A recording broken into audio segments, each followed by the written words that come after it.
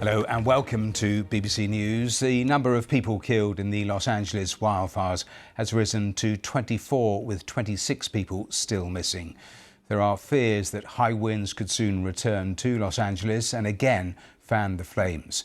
3 fires are still burning around the city. Firefighters say they now have a small window of opportunity to contain them before the arrival of winds of up to 70 miles per hour. Planes continue to dump fire retardant on hillsides across LA, and firefighters are cutting vegetation to slow the spread of the flames. Evacuation orders remain in place. Well, let's go straight to the BBC's Peter Bowes, who's there in LA for us. And Peter, bring us right up to date in terms of the latest assessment we're getting from officials.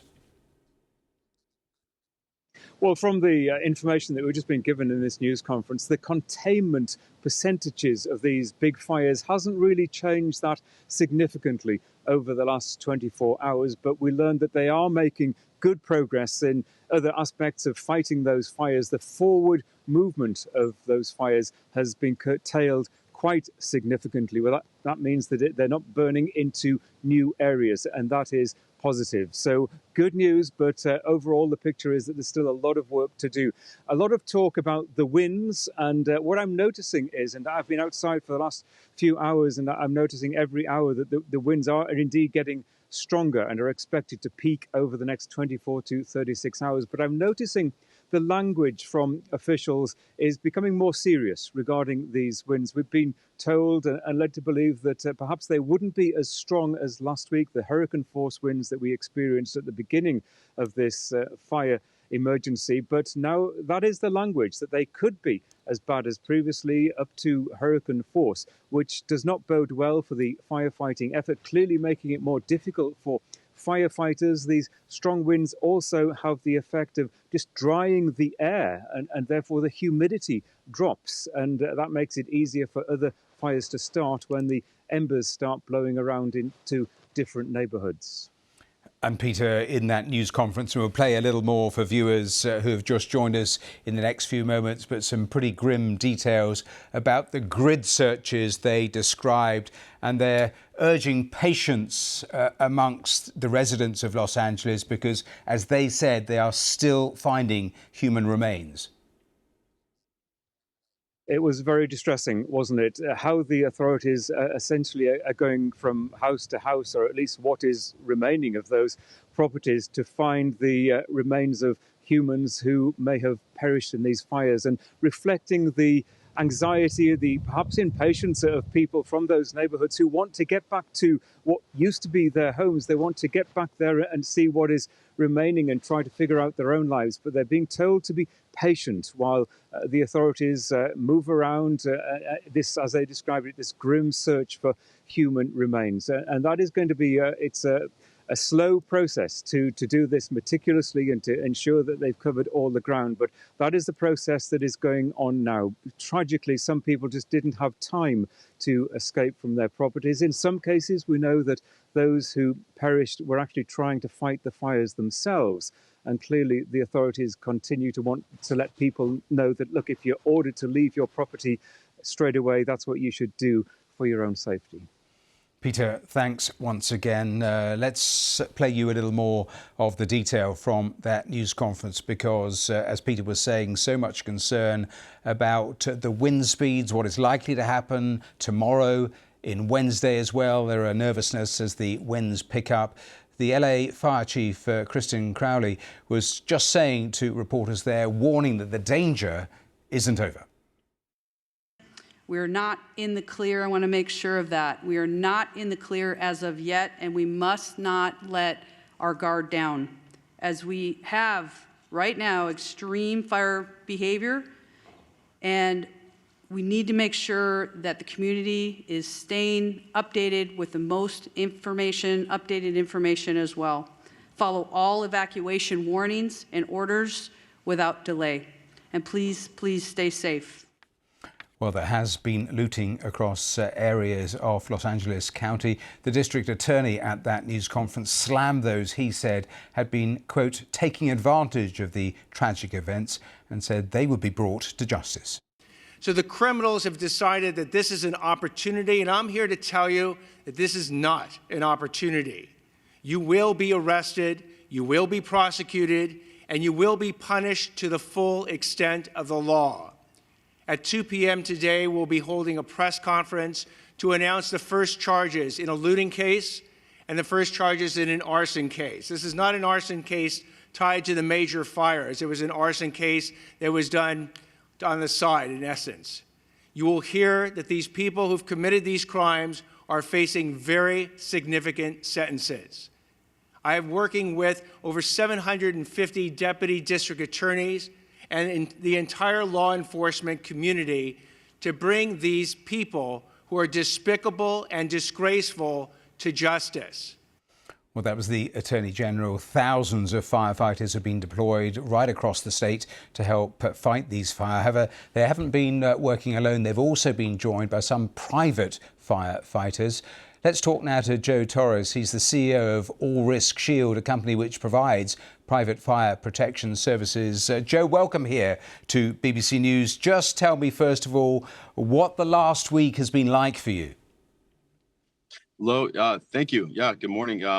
This last week has been quite busy. There's a lot have been going on. Our teams were actually already in the area because we do for our clients we do what's called a red flag patrol. So we already had teams in the area prior to any start of the actual Palisades Fire. We're showing pictures that we've received from you, the sorts of conditions you are actually having to battle with, not just the fires, but those embers that are being thrown around by the high winds. I mean, these are extraordinary sort of conditions that you're having to deal with. How many homes have you tried to protect in the last 7 days or so? You know what? I wish I had a number for you. It's kind of countless right now. We're still trying to gather that data within our own team as to how many houses we've actually been able to touch and get to, and how many clients we've actually interacted with to let them know, hey, your house is still standing, or maybe there was a loss. But we're still gathering that data. The devastation and destruction of this particular fire and this event is just something I've never seen in my 24-year career in the fire service thus far. Yes, we're going to put onto the screen some of the flames at their very height over the last 7 days. Tell me a little more about how your teams work, how big the teams are, how you get water, because I've seen reported, certainly in the media, quotes of perhaps some private firefighters being paid $3,000 a day, going up to $10,000 a day. Yeah, yeah. My company operates a little different. We're price point at everybody. Everybody can afford what we do. We're really focused on the preventative side of things, making sure we engage our clients well ahead of anything, any event, for preparation, home hardening, the installation of flame and ember resistant vents, pre-application of long-term fire retardants, and then just preparing our clients throughout the year with kind of what you could say, I guess it's called an incident action plan or an IAP. Again, our price points are at every level sort of thing. There's no exclusivity as to you have to be ultra wealthy or high net worth in order to engage us. It's interesting you use that phrase exclusivity, because you will know, you don't need me to tell you, there's been a backlash because at different points people have put online appeals for private firefighters, and there's been a real backlash to that, with the thought being that there are those very rich who are trying to somehow insulate themselves from everything else that everyone else is going through. Do you understand perhaps that sort of feeling? Yes, absolutely. Yeah, I think again, there's a negative connotation that's kind of goes along with that. But again, with my company specifically, we don't operate that way. We're a little different when it comes to that, because look, there's a lot of folks who just want to talk to somebody, and all that it is a phone call and talking to somebody and going, hey, is my home okay? And for us, it's, hey, let's go take a look and see, and we'll get you a picture, and that's it. And that's all they need. And, you know, hey, we're not charging for that.